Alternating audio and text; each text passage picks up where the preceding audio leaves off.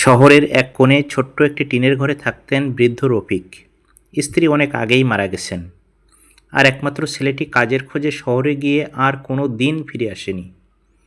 রফিক প্রতিদিন ভোরে বের হতেন মানুষের বাড়িতে ছোটোখাটো কাজের আশায়, কিন্তু বয়সের ভারে এখন আর কেউ সহজে কাজ দিতে চাইতো না। সারা দিন ঘুরে বেড়িয়েও অনেক দিন তিনি খালি হাতে ফিরতেন। একদিন সারাদিন না খেয়ে শুধু একটি শুকনো রুটি জোগাড় করতে পেরেছিলেন।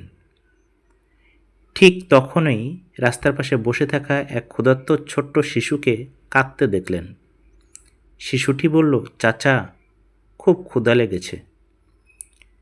রফিক কিছুক্ষণ নিজের রুটির দিকে তাকিয়ে রইলেন, তারপর মুচকি হেসে পুরো রুটিটাই শিশুটির হাতে তুলে দিলেন। শিশুটি আনন্দে খেতে শুরু করলো, আর রফিক নীরবে পানি খেয়ে নিজের ক্ষুধা মেটানোর চেষ্টা করলেন। সেই দৃশ্য দূর থেকে একজন ব্যবসায়ী দেখছিলেন। তিনি এগিয়ে এসে বললেন, নিজে না খেয়ে অন্যকে খাওয়ানোর মতো বড় মানুষ খুব কমই আছে।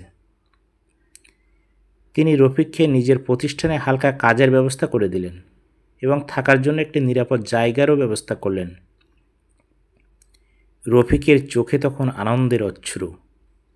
তিনি আকাশের দিকে তাকিয়ে শুধু বললেন, মানুষের উপকার কখনো বৃথা যায় না, একদিন না একদিন তার প্রতিদান ঠিকই ফিরে আসে। শিক্ষা: দারিদ্র মানুষকে ছোট করে না, বরং তার মানবিকতা ও মহান হৃদয় তাকে সত্যিকারের বড় মানুষ করে তোলে।